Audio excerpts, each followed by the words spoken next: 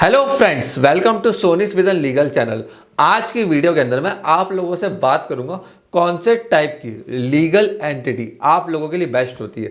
देखिए, ऐसा startup owner जब आप बिजनेस को चालू करते हो आपके मन में कन्फ्यूजन होता है कि क्या मुझे प्रोप्राइटर बनाना चाहिए या फिर पार्टनरशिप फर्म बनानी चाहिए या फिर एलएलपी बनानी चाहिए या प्राइवेट लिमिटेड। अब होता क्या है, हम ऑनलाइन जाते हैं, बहुत सारी चीज़ें देखते हैं, कुछ कन्फ्यूज हो जाते हैं। तो आज की वीडियो के अंदर मैं चारों में डिफरेंस बताने वाला हूँ, फ़ायदा बताने वाला हूँ और कब आपको प्राइवेट लिमिटेड बनानी चाहिए, एलएलपी बनानी चाहिए, पार्टनरशिप फर्म खोलनी चाहिए, ये सब बताने वाला हूँ। देखिए, जब आप लोग अकेले बिजनेस कर रहे हो ना, सोलोप्रेन्योर हो, एक छोटा बिजनेसमैन हो, आपको ज़्यादा नॉलेज नहीं है, तो इंडिविजुअल में प्रोप्राइटरशिप बनाना सबसे आपके लिए बेस्ट है। अब उसके लिए आपको क्या करना पड़ता है, अगर आप लोग इंटरनेशनल बिजनेस कर रहे हो, फॉरेन के क्लाइंट्स पकड़ोगे, तब आपको जीएसटी नंबर लेना पड़ता है। ई कॉमर्स वेबसाइट खोल रहे हो तो आपको एक जीएसटी नंबर लेना पड़ता है। बट जब आप लोग एक छोटा बिजनेस कर रहे हो, डिजिटल मार्केटिंग का, लोगो डिजाइनिंग का, तब आपको कोई रजिस्ट्रेशन की जरूरत नहीं पड़ती है। जीएसटी भी शुरुआत के अंदर जरूरत नहीं पड़ता है आप लोगों को। आराम से आप अपना बिजनेस करो 3 महीने 6 महीने तक, जब आपके रेवेन्यू जनरेट हो, जेब में पैसा आए, उसके बाद आप शॉप एक्ट का लाइसेंस ले सकते हो,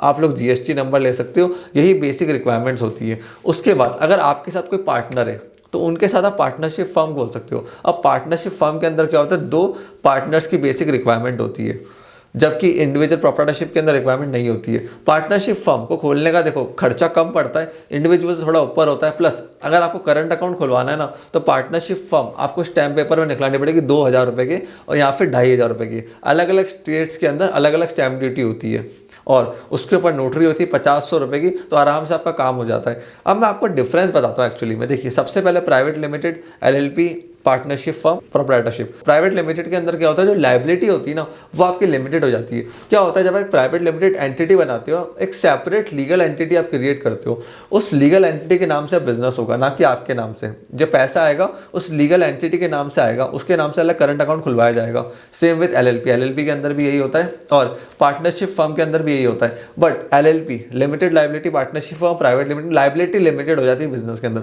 मतलब जो बिजनेस की असेट्स है उतना ही आपका कंपनी लायबल है। पर्सनल असेट्स जो डायरेक्टर्स और पार्टनर्स की होती है वो लायबल नहीं होती है। जबकि पार्टनरशिप फर्म जो अनरजिस्टर्ड होती है उनके अंदर लायबिलिटी अनलिमिटेड होती है। मतलब पार्टनरशिप फर्म की वैल्यू 10 करोड़, लायबिलिटी आएगी 100 करोड़ की, तो 90 करोड़ पार्टनर्स अपने घर से लेकर आएंगे।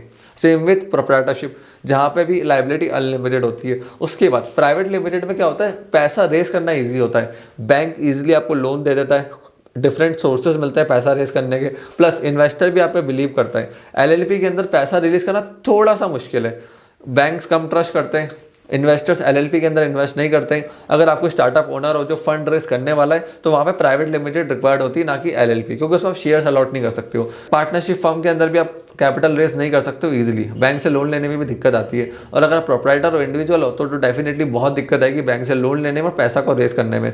तीसरी चीज़, प्राइवेट लिमिटेड बनाने के लिए मिनिमम 2 डायरेक्टर्स चाहिए। एलएलपी में 2 पार्टनर्स मिनिमम है, कंपलसरी है। पार्टनरशिप फर्म में 2 लोग चाहिए, जबकि इन प्रोप्राइटरशिप में कोई भी मिनिमम 2 लोगों की रिक्वायरमेंट नहीं है। एक आदमी, सिंगल आदमी भी चालू कर सकता है। फिर मिनिमम कैपिटल रिक्वायरमेंट, अगर आप प्राइवेट लिमिटेड कंपनी बना रहे हो ना, तो मिनिमम कैपिटल की रिक्वायरमेंट होती है। एक x amount, let suppose 1 lakh रुपए का आपको शुरुआत में इन्वेस्ट करना पड़ेगा प्राइवेट लिमिटेड के अंदर। एलएलपी में भी जरूरत होती है, पार्टनरशिप फर्म में ज़्यादा जरूरत नहीं होती, मिनिमम अमाउंट की 10,000 रुपये चालू हो जाती है, और इंडिविजुअल में तो है ही नहीं प्रोप्राइटरशिप के अंदर। उसके बाद ऑडिट्स, क्या होता है, जब आप प्राइवेट लिमिटेड कंपनी बनाते हो ना, रेगुलरली ऑडिट्स होती है। एलएलपी के अंदर भी होती है, पार्टनरशिप फर्म में कुछ कुछ टर्म्स एंड कंडीशन है वहाँ पे, उसी के बाद होती है, जब अगर टर्नओवर एक सर्टेन लेवल एक्सीड कर जाता है। और इंडिविजुअल में कोई ऑडिट नहीं होती है। अब होता क्या, जब ऑडिट्स होती है ना, तब सी आपसे कुछ पैसा चार्ज करता है, तो हर साल प्राइवेट लिमिटेड और एलएलपी को रन करने का एक्सपेंस होता है। तो मिनिमम एक्सपेंस मान के चलना 10 से 20,000 का पड़ेगा आपको प्राइवेट लिमिटेड और एलएलपी को रन करने का। पार्टनरशिप का मिनिमम एक्सपेंस पड़ेगा 4 से 5,000 रुपये का, और इंडिविजुअल प्रोप्राइटरशिप में इतना एक्सपेंस नहीं आता है। तो अगर आपका रेवेन्यू इतना है कि आप 20,000 रुपये हर साल बीआर कर सकते हो, तो ही प्राइवेट लिमिटेड खोलना। उसके बाद वाइंडिंग अप। अब होता क्या है, प्राइवेट लिमिटेड को वाइंडिंग अप का प्रोसेस बहुत लंबा, लेंथी एंड एक्सपेंसिव है। अराउंड 3 साल लग जाते हैं प्राइवेट लिमिटेड कंपनी को वाइंड अप करने में। Same with LLP. But partnership firm क्या है, इजीली आप डिसॉल्व कर सकते हो जो अनरजिस्टर्ड है। Same with proprietorship, easily dissolve हो जाती है, तो वहाँ पे खर्चे बहुत कम होते हैं। तो जब आप कंफर्म हो कि मुझे बिजनेस रन करना ही करना है, तो ही प्राइवेट लिमिटेड या एलएलपी खोलो। उसके बाद बेनिफिट्स क्या क्या है इनके, देखिए, अगर आप एक बिजनेसमैन हो जो हाई रिस्क पे खेल रहा है, कैपिटल को रेस करना है, तो प्राइवेट लिमिटेड कंपनी बनाओ।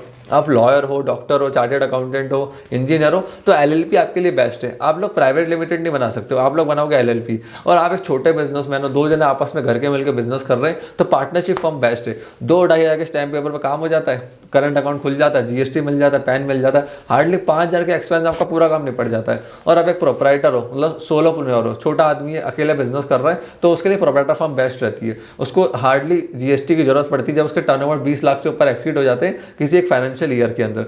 सो फ्रेंड्स, ये था इन चारों के बीच में डिफरेंस कि कब कब आपको खोलनी चाहिए, कितना एक्सपेंस आपका लगता है। आई होप कि आपको इस वीडियो से काफ़ी सारी वैल्यूएबल इन्फॉर्मेशन मिली होगी। अगर आपके कोई डाउट्स है ना मन के अंदर, तो उसको मन के अंदर मत रखो, नीचे कमेंट सेक्शन के अंदर हमें बताओ। हमारी टीम आपको हर कमेंट का रिप्लाई करेगी, जिससे आप लोगों तक राइट इन्फॉर्मेशन पहुंच पाए। हमारा मकसद यही है कि आप लोगों तक राइट इन्फॉर्मेशन पहुंचाना। आपने इस वीडियो को यहाँ तक देखा, हम लोगों को इतना प्यार एंड सपोर्ट दिया, उसके लिए धन्यवाद।